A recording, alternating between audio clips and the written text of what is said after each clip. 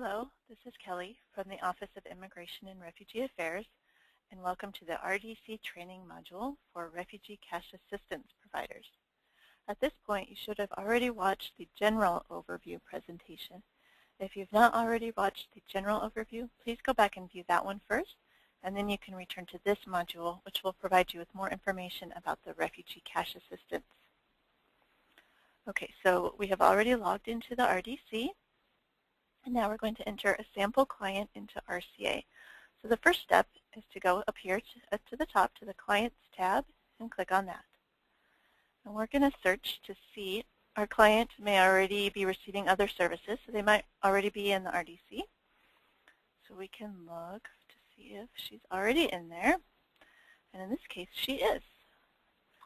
So we're going to click on that one. Now, just a reminder, you can do a search by name, first or last. You can do social security number or alien number. So our client is already in the RDC, and in the general overview, you should have already learned how to do intake page 1 and intake page 2. So I'm not going to go through that again. We're just going to go ahead and go into the Services tab here to enroll her in RCA. A quick note, though, I see this highlighted here. This is just a reminder that we do need you to enter the social security number as soon as the client receives it. So you can always continue on through the intake if they don't have their social security number yet, but after a month, it will start putting up this reminder for you to go ahead and enter that information for us. We need that in order to be able to tie them to some other databases so we can get reports on other programs that they may be receiving. Okay, so well, just a general overview again real quick. So if this were a new client, you'd do intake page 1, and click Save. That would then bring up intake page 2. And you do intake page 2, fill that in, click Save. And at that point, then it would bring up the Services tab. So you click on Services, and that's where we would enroll them in RCA. One other quick note back here on intake page 1, it does ask for cash assistance status. Oh, we need to make this person the head of household. So we had used this client as an example for another program where they were not the head of household. But I'm going to change that to head of household. And you would also want to update any other information. If they've moved or anything like that, you're going to want to update that information as needed. Whenever you find a client who's already in the RDC, you want to go through and make sure all that information is up to date. Okay, so here under cash assistance, we did not assign that for this client, so we're going to go ahead and do that now. And it doesn't let me click on RCA. Is it because they're past? What's the date of arrival? They're past their... Again, this is just a sample client, so I can edit this as necessary to make it work for this, for training purposes here. So I'm going to say they came back in December of 2013. So we're going to save that. Okay, and I do need to enter what cash assistance they're getting. So now we can click on RCA. Previously, it was not. It was grayed out, and if you saw that, I couldn't click on it. It's because the client was beyond the 8-month eligibility period, so it didn't even let me choose that as an option. But now I've corrected the start date there, so now they can get RCA. So we're going to click the date, let's say that started soon after their arrival back in December. So you can do it through the calendar, or you can just go ahead and type it in. So we'll say they started on the 20th of December, and do save. So when you indicate that the client's receiving RCA here on the intake page, that doesn't enroll them in the RCA program. We still need to go to the Services tab and set up the RCA screens, but this is just for all clients. We have to indicate what their cash assistance status is. They could be on match grant, they could be receiving SSI. You have to indicate that here. And again, we need that for federal reporting purposes. Okay, so now we are ready to go into Services. And we're going to add RCA. And on this screen, you'll see a list of all the services that the client is currently receiving. They could be at your agency or at any other agency. It just gives you an overview of all of the programs that they're enrolled in. If they are at your agency, you'll be able to edit those services as needed.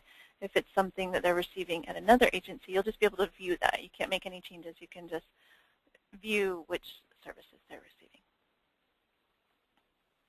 Okay, so client is not receiving RCA, so we're going to enroll this client in RCA. Click on Add New Service. Okay, and again, you'll see it groups it by grant. So all of these programs are under the Refugee Social Services grant. RCA is a different grant, that's RCA. If there were, sometimes we have discretionary grants that some agencies receive, like Cuban Haitian or older refugee. You would see those down here too, and you could select programs from those. So anyway, okay, so we're going to go into the RCA screen by clicking on this light bulb.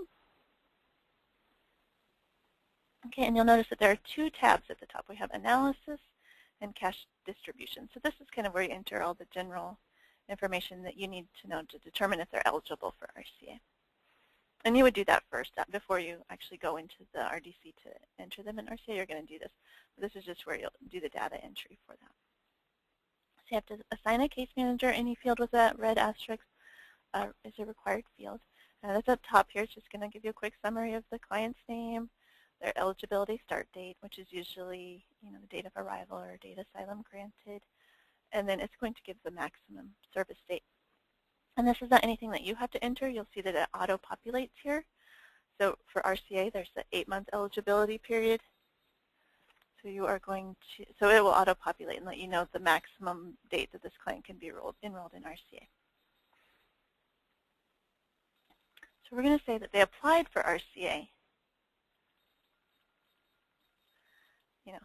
back when they got here in December. I forgot what the date was. I can't remember. It's around the 16th, we'll say. Okay, so they requested RCA back in December. We're not going to do a service close date yet. And then you have, so you'll just see here it automatically, why is it saying no? It should say yes here, so maybe I forgot to save that. That might be a glitch. So let's just pretend that says yes, because this person is the head of household. It's a single household, and so 0. Okay, hold on. I'm so sorry. I'm going to have to pause this for a second.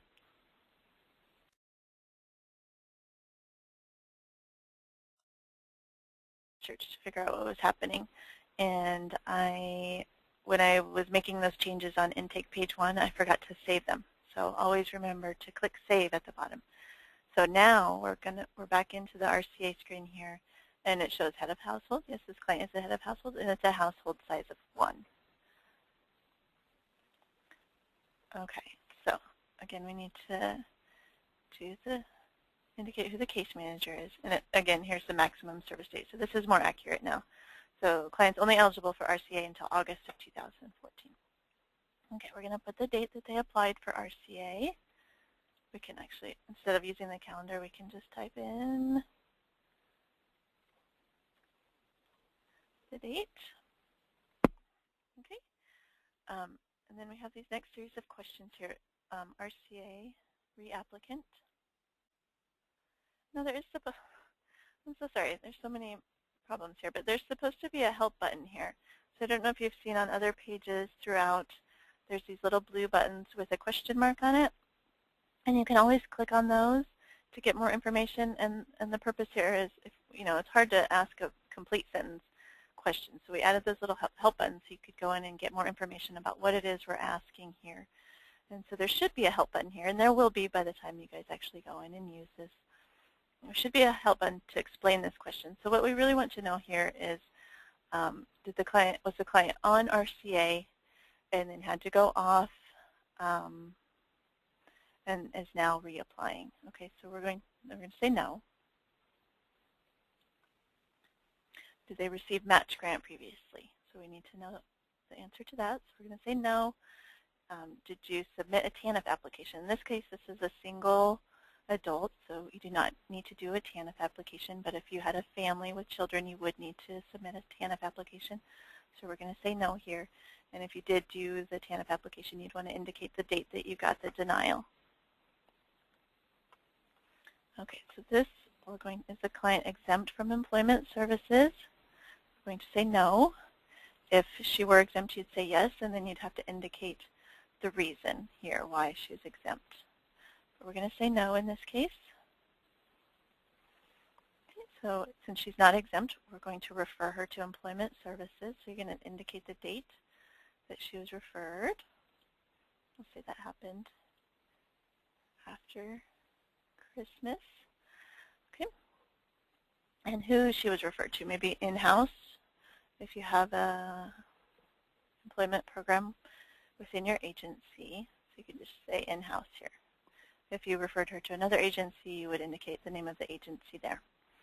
And then once she is enrolled in employment services, you need to indicate the date that that occurred. So let's say that happened back in January after the new year. Okay, and then at that point, you're going to do the initial review. So you're going to indicate, yes, this is the initial review. What the client's annual income is, so you want to do it on an annual basis. So you'll need to calculate it for a 12-month period. Let's say she makes $12,500 annually. This here is going to auto-populate for you. We enter that on our side what the annual FPIL levels are each year, and we'll update that each year as needed. And so, she is eligible because she's below the FPIL level, and you're going to do indicate the date that you did the initial review. Oops, I'm going by year. Okay, we're just going to put. And I'm sorry if these dates are not completely accurate. This is, again, is just a sample case. I'm somewhat around the same time period. Okay, if the client, dropped out of RCA in the middle of this time period during the initial months 1 through 4, you would want to indicate why. Maybe they were non-compliant, so you would need to indicate that, or they moved away, so you would put the reason there. Okay, so now they've completed months 1 through 4, and it's time to see if they're still eligible to continue on for months 5 through 8. So we're going to do the 4-month review. Let's say the client now makes $15,000, still below the FPIL level, so they're going to continue on into the next 4 months. And you would indicate the date that you did the 4-month review. So they came in December. So that would have been in April. These aren't exact dates. Again, I'm sorry, I'm just trying to show you how to use the RDC, but you would want, do that at the proper time. So we'll say we did it in April. Now the 8-month review is something you're not used to doing. It's not a review to see if they can continue on with benefits. It's a review so that at the end of that eligibility period, at the end of the 8 months, we want to know, okay, what's their salary now? Would they be considered self-sufficient? So you're going to put, at the end of the program, you're going to indicate what they're earning at that time. Maybe she got a slight raise of $500 a year. And you're going to indicate the date that you did that, okay? I don't know the date, but we're just going to say that. And you would save all of these changes. And so, again, you have to be very careful with your dates. You do want to make sure you're not 7, 14, 20, 13. I'm not sure what that is. But you will get these error messages if the dates don't, coordinate the way that they're supposed to. So you would hit save, and then when you're finished with the RC program, you're going to want to put the service close date up here. So let's say we hadn't, she hadn't finished the program completely. Along the way, you do need to enter the cash distribution. So you have this second tab up here at the top. Why is it not letting me do that? Hold on one.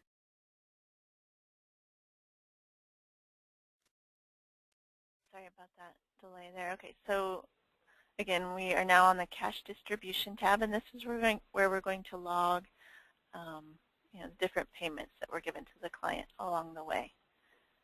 So let's say she got her first payment back in December. Why is it not? Okay, I just want to type it in. 12, 17, 20, 13. Again, you can just type it in, or you can use the calendar there. So let's say it was cash. So we don't need to enter a check number because it was cash. And how much did she get? $450. I think it's somewhere around that amount.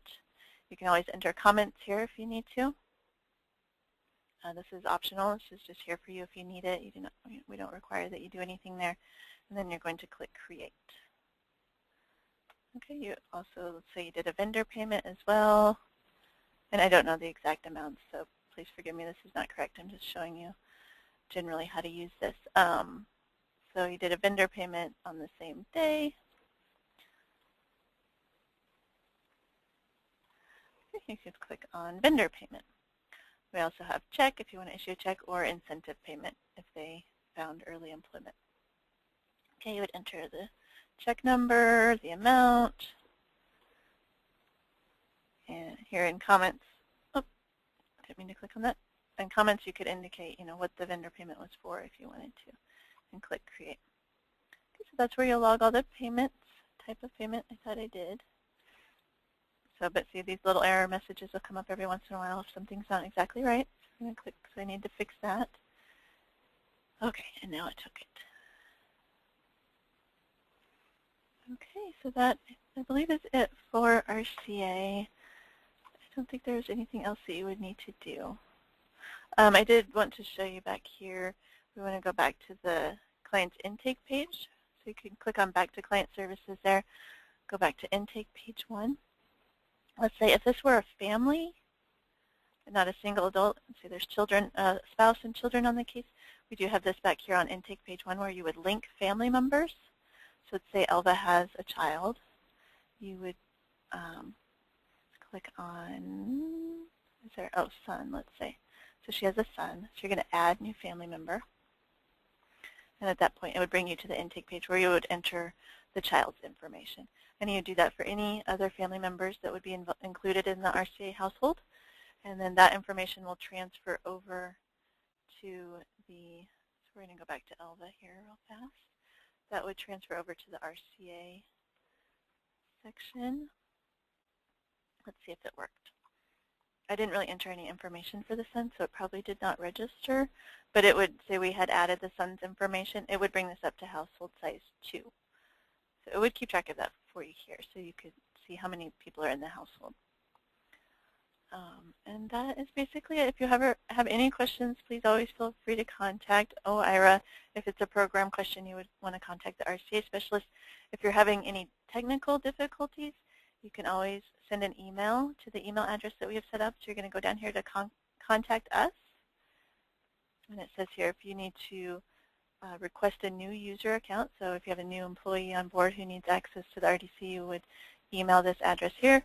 Or if you need to report any problems, you would use the same email address. And note that these spaces here that you see between OCS and refugee, that's an underscore. And again here, this is an underscore. So you can always just email that address to report any problems to us.